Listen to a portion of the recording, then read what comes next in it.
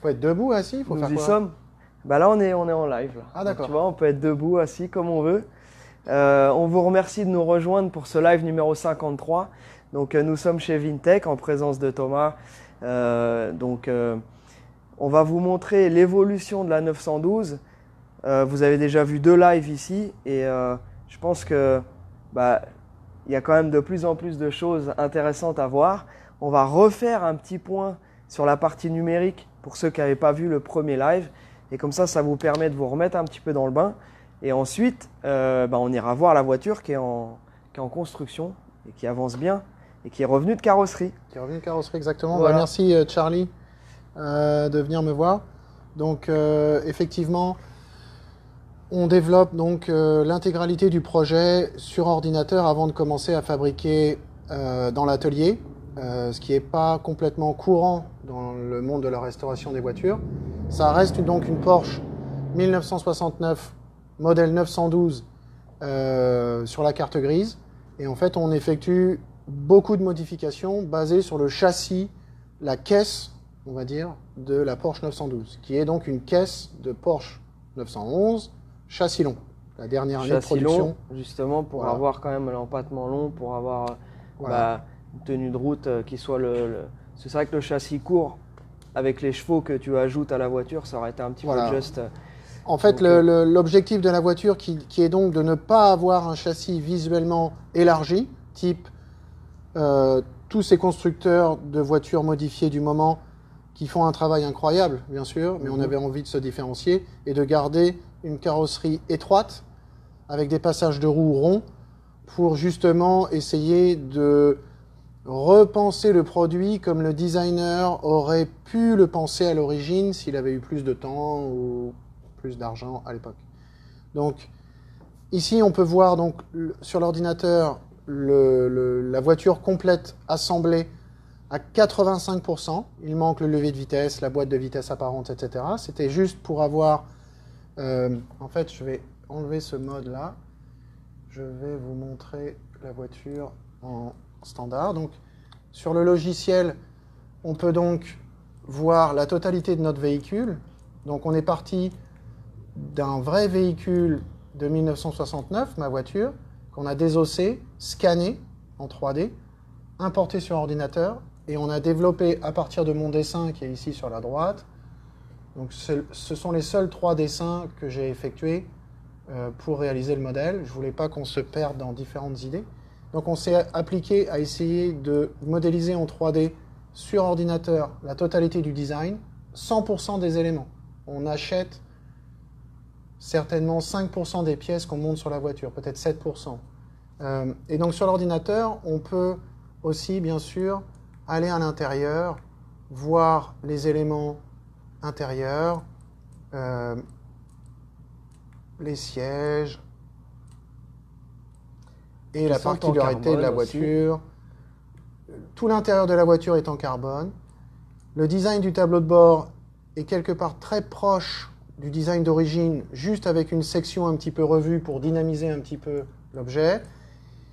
Et la critique que je peux faire à la Porsche d'origine, ce sont les panneaux de porte plats et aucun élément finalement d'habillage pour tout ce qui est le reste de la voiture. Et je trouvais que la voiture, qui est tellement belle à l'extérieur, manquait un petit peu de temps, certainement, au niveau de l'intérieur. Donc on a essayé d'utiliser cette fameuse ligne rouge que l'on voit ici, qui permet de lire une sorte de continuité entre l'avant, le côté et l'arrière, et donc de générer une ambiance complète, cocon, complètement carbone visible pour l'exercice la première fois, pour les 2 premières fois en l'occurrence, quand on va fabriquer 12 voitures, et on en fabrique 2 en parallèle en ce moment.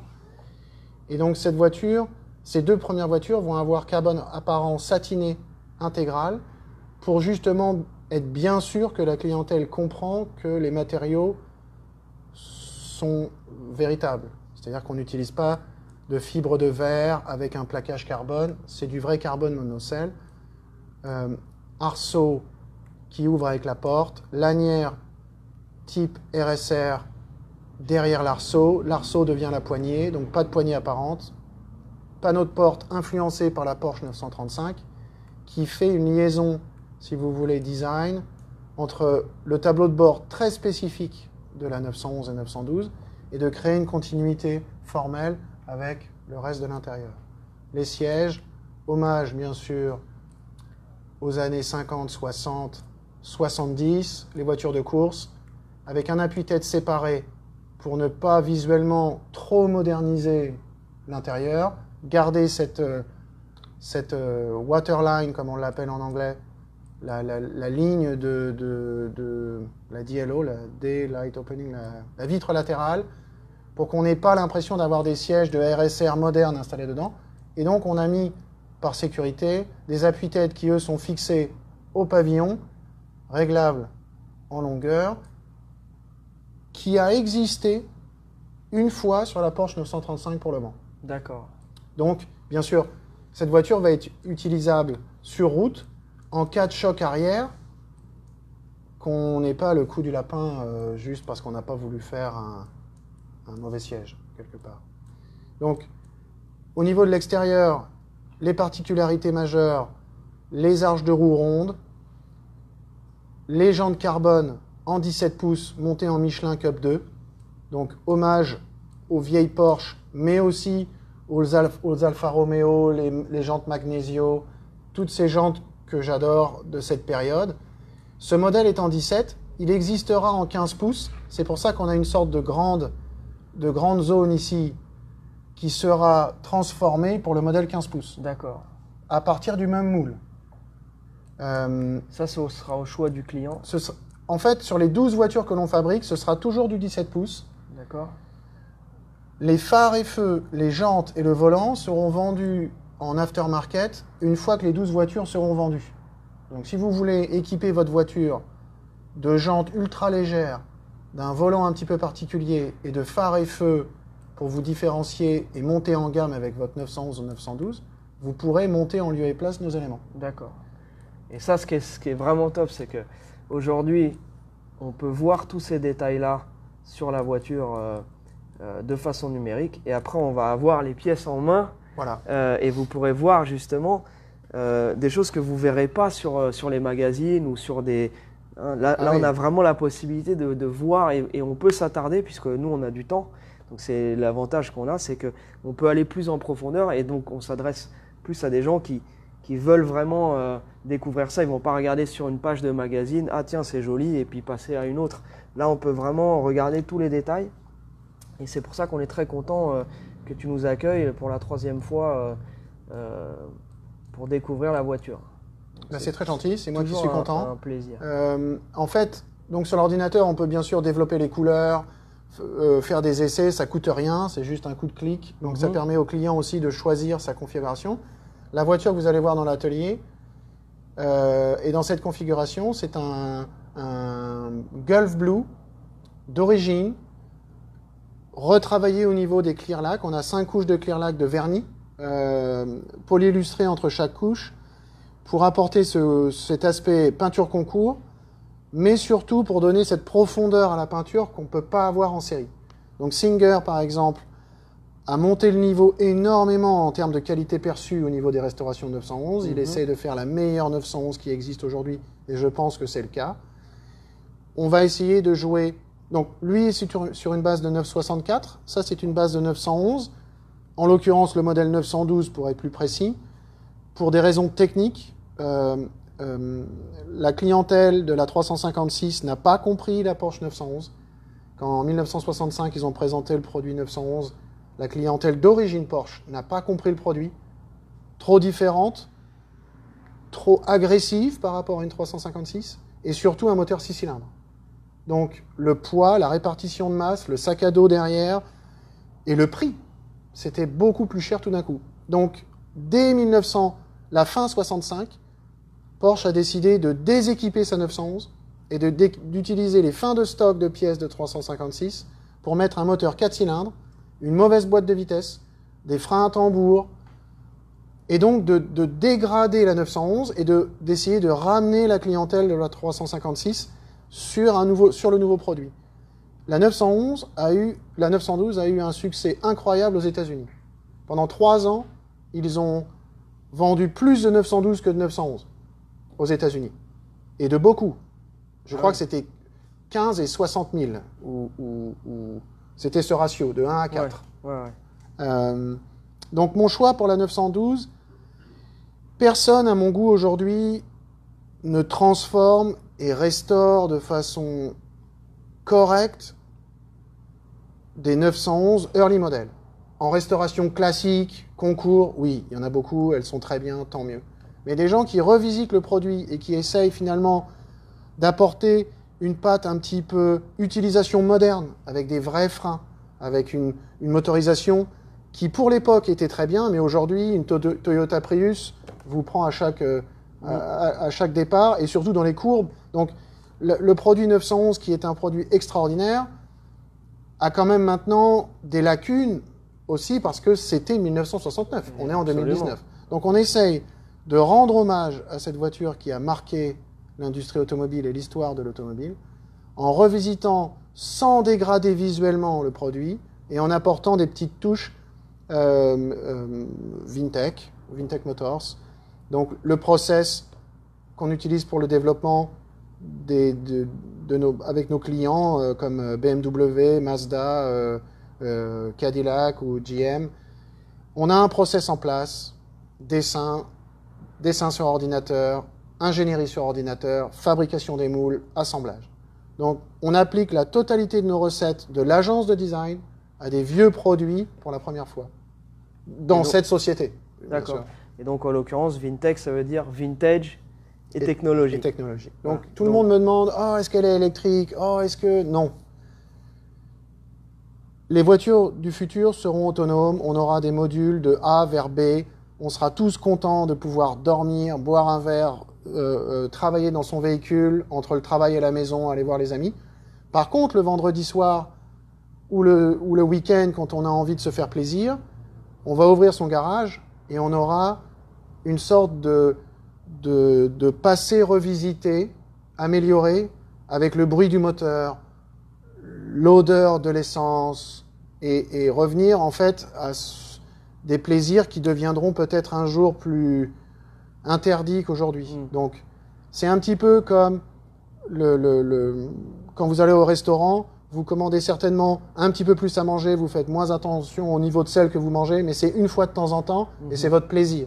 Voilà, les collectionneurs qui vont acheter ce genre de produit, c'est exactement la même chose.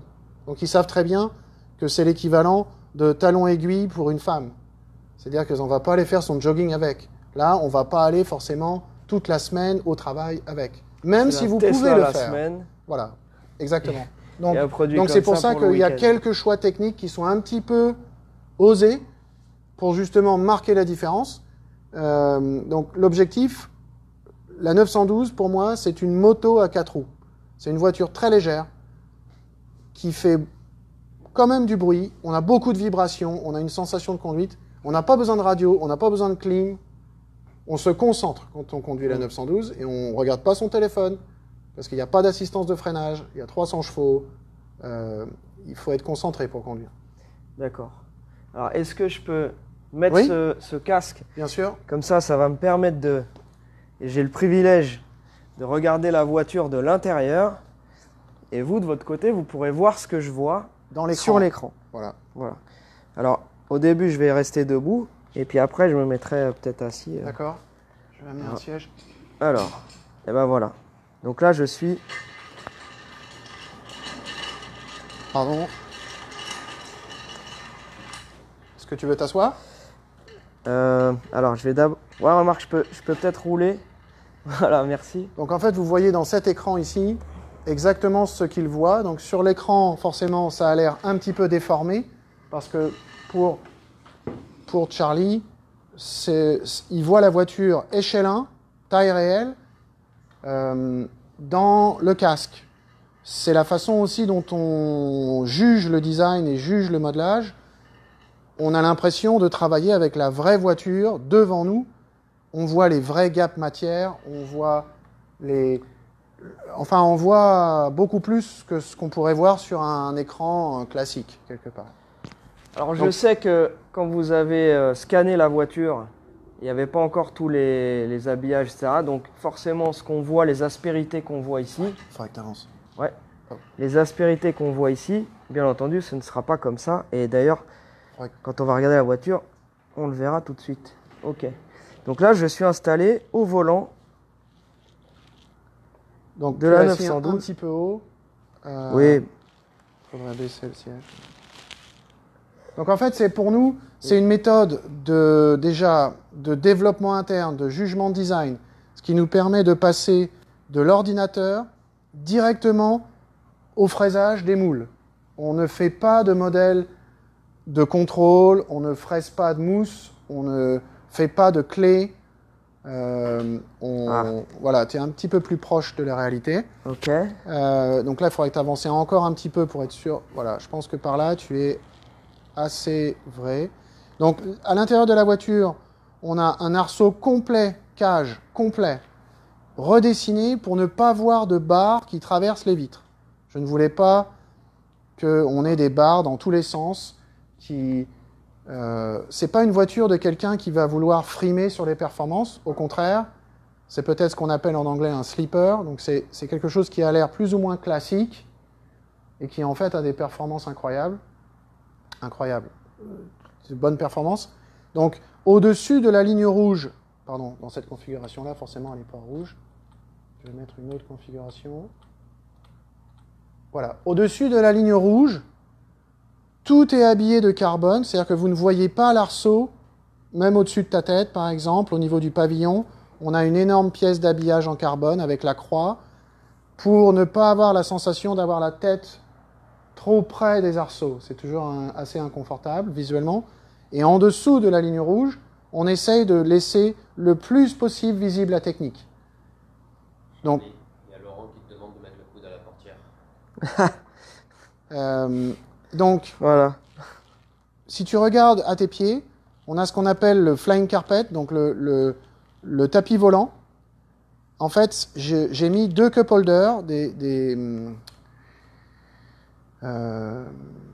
endroits pour mettre les cafés et les boissons. Donc, il n'y aura pas de moquette au sol. Il y aura de la moquette uniquement là où vous posez vos pieds. Et on a réuni en un seul élément l'habillage de sol, si vous voulez. Donc, essayez de garder l'esprit d'une moto déguisée en voiture, quelque part, pour avoir la liaison avec la technique, comme sur une moto. Le haut de la moto est caréné, le bas de la moto est laissé brut avec le moteur, l'échappement. Voilà, c'est la même recette. Donc là, au niveau des phares et feux, c'est du fraisé dans la masse, avec traces de fraisage visible, signature Vintech au-dessus, des phares utilisés sur des véhicules type Jeep, en aftermarket. Ce sont des kits LED qui permettent en fait d'avoir un très bon éclairage et une signature lumineuse assez particulière, et de ne surtout pas avoir la verrine devant... Ah, tu peux pas aller plus loin, pardon. Ouais. Ok. Ouais. Le pavillon spécifique avec un pare-brise fabriqué sur mesure 2 inches plus bas. Donc on a une accélération au niveau du pavillon pour avoir la diello sur le côté et le pare-brise. Si tu descends un petit peu, tu vas voir que on a l'impression que c'est un peu plus en relation. Alors que d'habitude, le pare-brise est beaucoup trop haut. Ça, c'est sûr, certainement que c'est flagrant, dû ça. à un ingénieur qui a décidé qu'il fallait pouvoir voir le feu. Sauf qu'aux États-Unis, par exemple, le feu est de l'autre côté de la rue. Donc je peux redescendre l'angle de vision et essayer, je pense, de revenir un petit peu au design qui avait dû être fait à l'époque.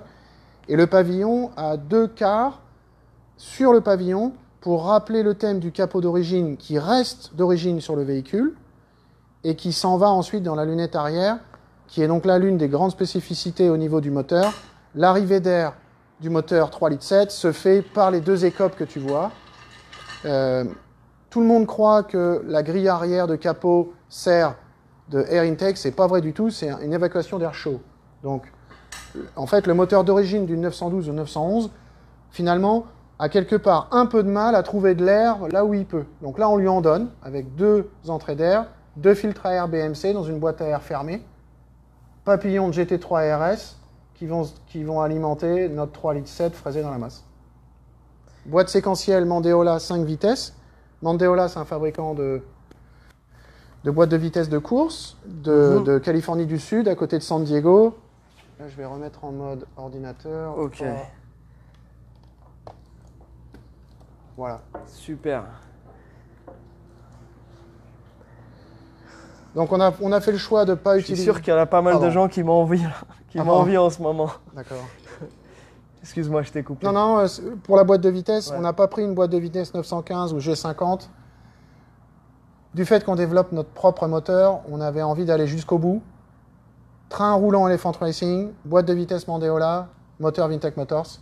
Donc on n'est pas dans une sorte de tuning d'un moteur Porsche. On est vraiment dans le fait sur mesure. On est dans, j'espère, le résultat, c'est d'être un petit peu dans l'horlogerie suisse, Ouais. qui développe ses propres mécanismes de montre.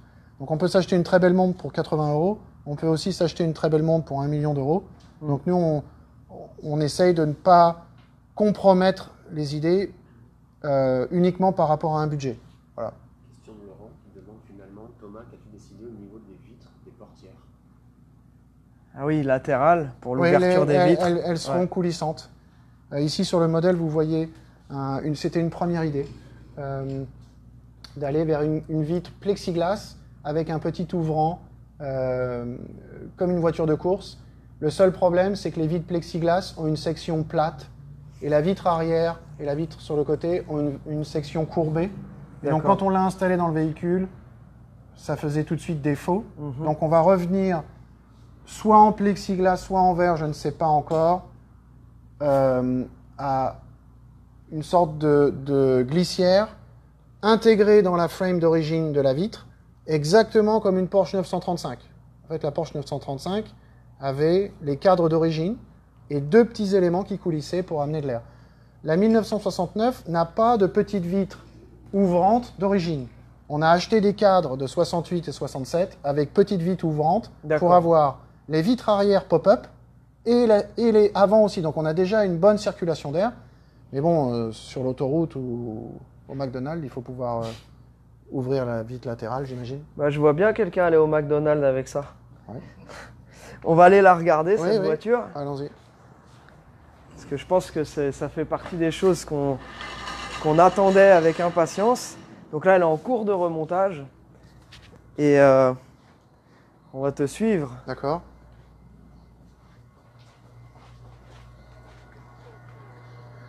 Patrick, on est en tournage. Nous sommes en direct sur Socal Franchise TV.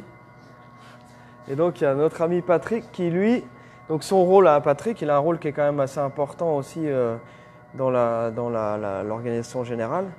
Donc, Pas uniquement dans l'organisation. Patrick, ça a été dans la réalisation aussi. la beaucoup. réalisation. C'est lui qui a été le maître d'œuvre de toute la partie Katia. Donc, Katia qui est le logiciel. Donc une fois qu'on a fini le design créatif et modélisé en 3D, ce ne reste que des surfaces sans épaisseur, sans intersection, sans montage. Donc nous, on s'embête pas. Et ensuite, on donne le fichier à Patrick, et Patrick décide des épaisseurs matière, de quelle vis on doit utiliser, de quel type de moule on va devoir faire. Donc lui, il modélise absolument toute la voiture comme elle va être fabriquée en vrai. Donc chaque pièce a une épaisseur matière, a une différence dans les matériaux, donc il y a des choses à concevoir. Donc, et ensuite, il s'occupe de l'assemblage. Il connaît la voiture par cœur, donc forcément pour lui, ça se monte comme un Lego. D'accord. Donc là, avant qu'elle soit partie en peinture, j'imagine que vous avez déjà fait un premier montage à blanc. Oui. Ce qui fait que maintenant, c'est un peu la partie, même si c'est pas facile, mais c'est la partie qui est quand même la plus gratifiante. Ah oui, oui. C'est d'avoir reçu tous tes éléments Oui. et puis commencer à remonter la voiture. Donc le faisceau, donc un faisceau sur mesure qui a été installé. Ah, c'est 5 mois de travail, faisceau électrique complet sur mesure, Connor Creed, ex-Tesla, c'est lui qui a développé la modèle S, tout le faisceau électrique des batteries et le faisceau électrique du véhicule, qui maintenant est reparti à l'école pour apprendre du génie mécanique, qui a décidé de nous aider dans notre projet.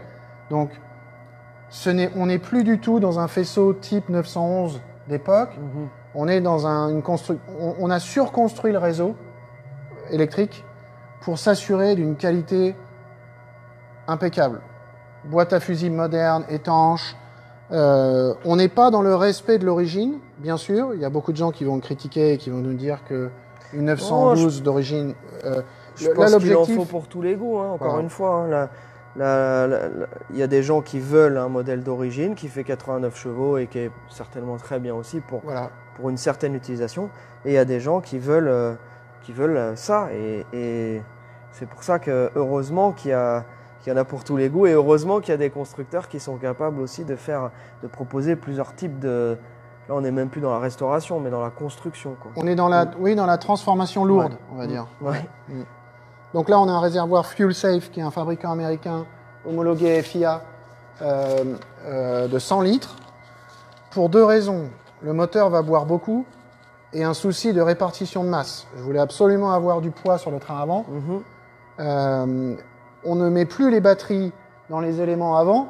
On met la batterie là où je pensais que la batterie pourrait toujours être, dans cette espèce de petit renfoncement qui sert honnêtement à pas grand-chose dans une 911. J'ai pas trouvé une seule bonne explication de personne sur cet emplacement.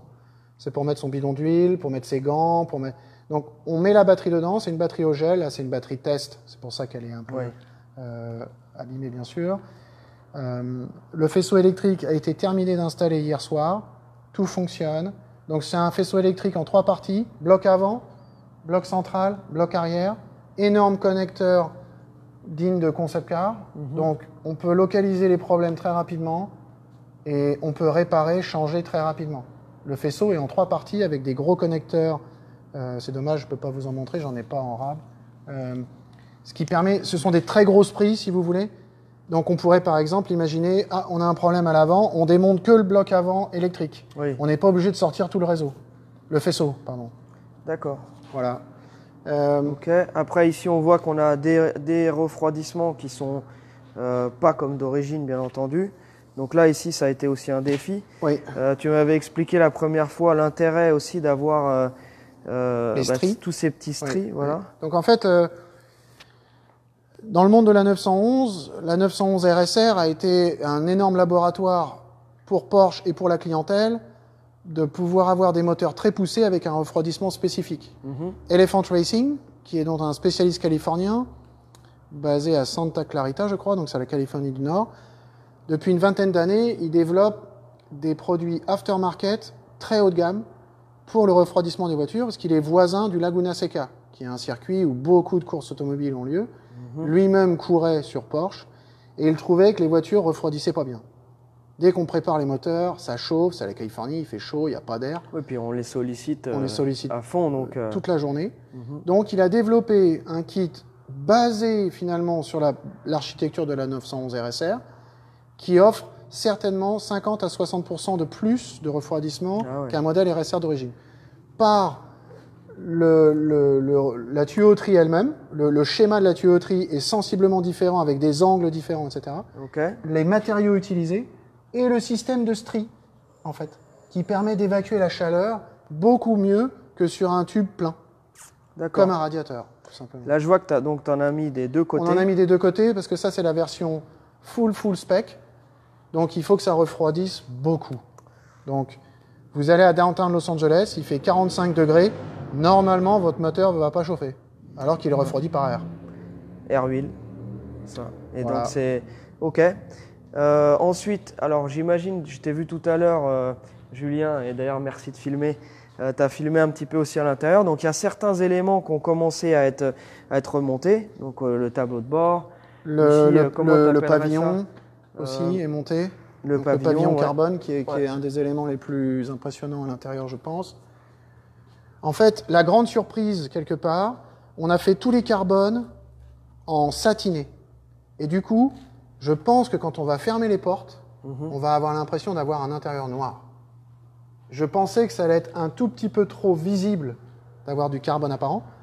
Et finalement, on s'aperçoit même dans l'intérieur ici, c'est difficile de voir que c'est vraiment du carbone. Il faut s'approcher très près. Oui, et puis pour peu qu'il y ait un reflet de carrosserie ou d'autre chose, ou de la lumière, c'est vrai qu'on voit tout de suite sur les volcanos à l'arrière, qui sont donc là où la vitre arrière qui est montée ici, je peux vous montrer là, On a une vitre ici. Donc c'est orange, jaune, comme la 935 du Mans. Donc ça, quand c'est monté dans la frame, ça se connecte directement aux entrées d'air. On a les écopes qui se posent dessus. Donc ça, je vais le mettre sur le côté. Et on a la lunette arrière, bien sûr.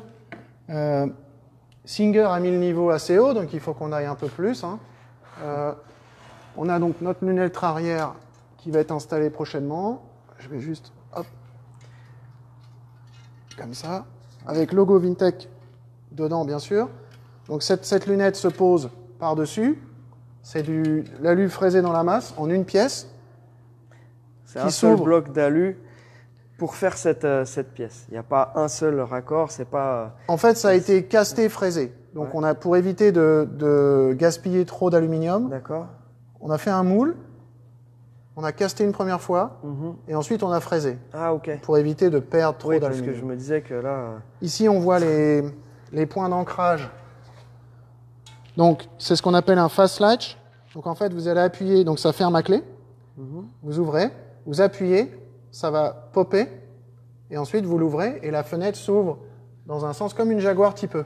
Pour avoir accès Pour ici... avoir accès à la bagagerie. La bagagerie, donc il y aura une bagagerie sur mesure, parce que c'est vrai que c'est des voitures avec le moteur à l'arrière et puis le réservoir à l'avant.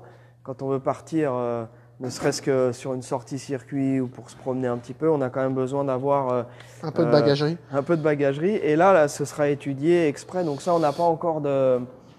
Ça fait partie des choses qu'on attend aussi, parce que je pense que juste les simples sacs, ce serait déjà quelque chose qui va être très très joli aussi à voir. Parce que quand vous avez une voiture avec un arceau complet, vous pouvez rien faire des deux sièges arrière. Quand vous n'avez pas d'arceau, on vous fait croire que vous pouvez vous asseoir à l'arrière, c'est impossible.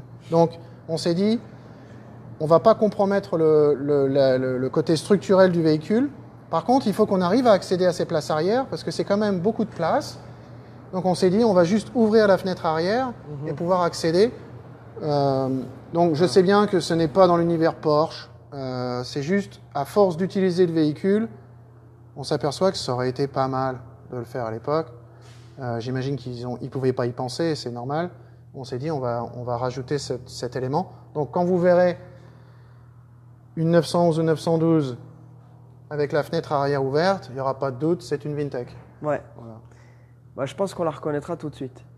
Donc là, les trains ne sont pas réglés, donc les roues ne sont pas là où elles seront. Ce sont les jantes de test. On attend toujours nos jantes carbone qui sont finies de fabriquer. Elles sont toujours en Afrique du Sud. Ah, elles sont en vernis satiné depuis 2 jours. Ce sera la même taille que celle-ci. Ce sont donc les bons pneus définitifs. Mais la roue, déjà, n'est pas placée au bon endroit dans le passage de roue. Oui. Et elles n'ont pas la bonne camber. Voilà, camber, les trains, c'était juste pour pouvoir voilà. déplacer la voiture. Voilà, exactement. On les a juste boulonnés et ça part à Torrance, chez le régleur d'Elephant Racing, qui va nous la poser à la hauteur RSR. Déjà, et qui pourra faire tout le réglage. Tout le réglage, train avant, train arrière. Génial. Alors, on va regarder un petit peu quelques pièces avant qu'elles soient montées. Ça nous permet de les avoir en main, parce que c'est vrai qu'une fois que ce sera monté, on les verra moins bien. Donc, c'est bien qu'on soit venu là. Donc, tout à l'heure, Patrick nous a descendu ça. On les a pas retirés du sachet, mais je sais que toute la partie faisceau est déjà installée dedans.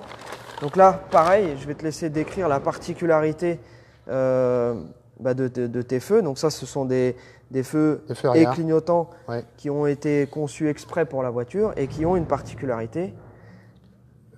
Oui. C'est que c'est rétroéclairé. En fait, on a dessiné et fabriqué les motos pour Arch Motorcycle. Et la signature lumineuse développée pour ce client m'a beaucoup plu. Et on est donc devenu partenaire dans différents projets. Et donc j'ai voulu appliquer cette recette pour montrer le côté qualité, vrais matériaux, pas de plastique de mauvaise qualité, de mauvaise reproduction, et surtout se différencier un petit peu, sachant qu'on n'a pas d'aile large, on n'a pas d'aileron, on n'a pas de peinture flashy. Il faut que dans le détail, on aille jusqu'au bout. Donc là, c'est du fraisé dans la masse pour le coup. Ouais. Donc ça, c'est un vrai bloc d'aluminium, c'est un pain d'aluminium.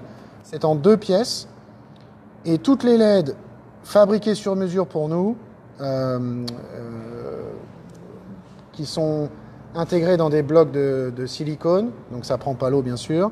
C'est une technologie avérée, hein. Ça fait 5 ans que Arch roule avec des motos. Alors, je précise pour ceux qui ne savent pas, donc Arch Motorcycle, c'est la marque, on peut dire la marque de Keanu Reeves, le comédien, et donc il est en association avec Gard Olinger. Gard. Et donc en fait, Thomas a designé, et donc Vintech a designé les motos. Et d'ailleurs, pour ceux qui s'intéressent aux motos, vous pouvez jeter un coup d'œil sur leur site, Arch Motorcycle. Encore une petite fierté française quand même, parce que c'est quand même pas rien. C'est des très très belles motos que vous pouvez jeter un coup d'œil et vous reconnaîtrez un petit peu la patte de Thomas sur certains des éléments. Et j'ai eu la chance d'aller justement avec toi chez Arch pour voir les motos en vrai. On les a pas en France, hein, c'est des motos qui sont pas exportées. Elles sont importées en Suisse. En Suisse. Oui. Donc quelques chanceux qui peuvent les voir. Bon, ça reste Et de la petite série on vient de finir le modèle Euro 4. Okay. Donc elles sont à partir de maintenant homologuées en Europe. Donc la distribution va commencer. Il y a un distributeur en Angleterre, un distributeur en Suisse et certainement d'autres à venir. D'accord. Nouveau swing Ça, arm, bonne etc. nouvelle, ouais. ABS, enfin Énormément de pièces en alu, enfin vraiment du très très haut de gamme, très très belle moto. Ici on a, quelques autres éléments. Les qui éléments sont là. à venir à monter en fait. Donc je suis assez impatient de pouvoir, je pense, cet après-midi, assembler sur le véhicule notre porte. Donc, j'espère que vous allez reconnaître la porte. Donc, il manque un élément carbone. On a essayé de prévoir le mieux possible en avance les trappes d'accès pour la serrure, pour démonter les vitres, etc. Bien sûr. On reconnaît l'arceau. La baguette de cuir la bande de cuir qui va passer pour ouvrir et fermer la porte comme une 911 RSR, le fameux carbone apparent avec les formes très 3D qui vont donc faire une continuité avec le tableau de bord. Les inserts en aluminium ici ne sont pas fixés, collés parce que il faut bien sûr qu'on monte la porte avant de pouvoir tout figer.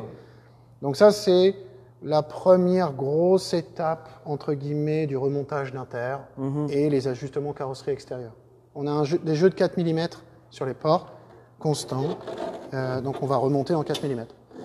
Là, on voit donc quelques éléments, la grille arrière, le petit spoiler, les air intake de la lunette arrière, le fameux flying carpet dont je vous parlais tout à l'heure avec les cup holders fraisés dans la masse. Pareil, tout ça c'est... Les rétros aussi sont absolument magnifiques. Tu as ici tous les inserts aussi qui vont venir dans les sièges. Dans les sièges. Donc ce sont les... Donc tout est fraisé dans la masse. Fraisé dans la masse, poli. Donc ça, ce sont les petits passes gaines cuir qui vont derrière les arceaux. On les a polis, on les verra pas beaucoup, mais bon, voilà. Les rétroviseurs fraisés dans la masse. Donc les rétroviseurs, je suis désolé, c'est un peu poussiéreux, mais... Ah oui, c'est horrible. Franchement, j'aurais honte à ta place. Donc, qu'on va positionner à un endroit complètement différent que d'origine pour justement mettre en avant le jeu avant de pied A et porte avant, qui est l'une des plus beaux jeux, de plus belles lignes qu'on ait vu dans l'industrie auto, qui se fait plus du tout aujourd'hui. Et le rétroviseur, d'habitude, vient cacher cette continuité. Donc, j'ai reculé les rétroviseurs, ce qui se fait dans d'autres véhicules, donc j'ai rien inventé, mais je l'ai juste reculé pour justement ne pas gêner cette ligne qui est tellement caractéristique. Wow. Ça, ce sont les appuis-têtes. On attend les pas. En fait, on attend jantes, sièges et appuis-têtes qui arrivent, qui doivent être normalement en shipping maintenant. J'ai les photos de tout, donc tout est vraiment fabriqué. C'était juste le passage en clear coat. Ça, c'est un des volants, bien sûr. Je me permets. Donc c'est la première fois, je pense. On s'installe au volant en exclusivité mondiale. C'est le Socal Franchise. Non, vraiment, regardez-moi ça. Avec le logo de la licorne. De la licorne. Donc ça, c'est la version avec traces de fraisage. On en a une autre où avec moins de traces de fraisage. On est encore en train d'hésiter. Le volant monocelle carbone, pas de structure métal à l'intérieur. C'est une première dans le monde du vintage. Il y a très peu de voitures de série qui ont les mêmes. La Ferrari, par exemple, a la même chose. Et je crois que c'est à peu près tout. Donc ça, c'est un volant qu'on vendra à n'importe quel propriétaire de Early 911 et 912. D'accord. Dans une configuration sensiblement différente, on n'aura peut-être pas de fraisé dans la masse, on n'aura pas le logo licorne. Le logo licorne sera réservé aux 12 propriétaires des 12 912. Ok. Il y aura un logo Vintech Motors. D'accord. Voilà. Et bien sûr, on attend le petit strip de liseré cuir rouge. en rouge. Voilà. Donc ça, ce sont les inserts de tableau de bord qui vont dans le tableau de bord carbone avec l'insert Vintech, fraisé dans la masse bien sûr. Pardon. On évite de nettoyer les pièces et de les couvrir pour ne pas les rayer. On les monte et on aura un nettoyage final au bout du compte. Tous les petits boutons fraisés dans la masse, les inserts pour passer les clés de contact, c'est fraisé dans la masse. Il n'y a pas de produits ou tellement peu de produits achetés. On a fabriqué, ça ce sont tous les inserts de siège. Vous savez, les petits inserts, Oui. en fait, le siège, c'est une coque supérieure et une coque inférieure en carbone qui sont collées l'une avec l'autre. Et pour s'assurer qu'il n'y ait pas de vibration ou pas de... On a mis des petits inserts, des sortes de rivets, si vous voulez, en aluminium, qui vont venir bloquer les deux pièces carbone et faire un hommage à la Ford GT40. On est aux États-Unis. Je ne suis pas dans le respect uniquement de la culture Porsche. J'essaye pas de tout mixer, mais je trouve que les vieilles Porsche avaient aussi des sièges avec des petits rivets. Mais la voiture la plus marquante, ça reste quand même la GT40 avec un des plus beaux intérieurs. Donc je trouve que le côté sportif, hommage au passé, course automobile, va vraiment se définir dans ces sièges avec ces pièces spécifiques. Oui, puis ça vient rythmer aussi, je dirais pas la monotonie du carbone, mais c'est vrai que Voilà. il faut aussi d'autres jeux de matière pour que ça, Donc là, c'est le mette en valeur. Je suis d'accord. Très joli. C'est exactement l'idée. Là, c'est en version poly. C'était le choix du client. On peut le faire. Peut-être que dans les 12 voitures, on aura des versions plus brutes ou teintées. Enfin, ça peut rester à définir. D'accord. Et on est quand même content de dire aussi que cette première voiture-là ira à Monaco. Donc, elle sera quand même visible, j'espère, de temps en temps en France ou dans des événements qui seront européens. Donc, là, sont les. Très belle. Là, en fait, le deuxième véhicule revient de peinture lundi. Donc, la voiture All Slow Blue, qui est une sorte de bleu un petit peu plus technique, plus foncé, qui ressemble un peu plus au dessin d'origine. Ouais. Et ça, c'est une pièce, par exemple, caractéristique. Pièce carbone satinée, sortie de moule uniquement satinée, enfin glossy et satinée, bien sûr. Voilà. Donc, on laisse la poussière. On nettoie l'atelier tous les jours, mais inévitablement, il y a un peu de poussière. Et on évite de nettoyer sans arrêt pour ne pas rayer. Et un seul nettoyage à la fin. Exactement. Et donc là, on voit le carbone brut. Chaque pièce est référencée. On sait qui a fabriqué, le matériau, le drapage de carbone qu'on a utilisé. En cas de défaut plus tard, on saura sourcer le défaut instantanément. Voilà. Les montants, les panneaux de porte pas montés. Voilà. On a fait le tour de la question. Je pense que c'est bien de pouvoir avoir le temps, parce que bien souvent, c'est ce dont on manque pour partager notre passion. Parce qu'on est souvent formaté dans un truc où il faut vite dire, expliquer, etc. Nous, on a le temps. On est super content que tu aies pris le temps aussi. On sait que tu es ultra occupé. Parce que il y a quand même l'agence de design aussi à faire tourner. Ce projet-là, qui est un projet qui est quand même un projet énorme.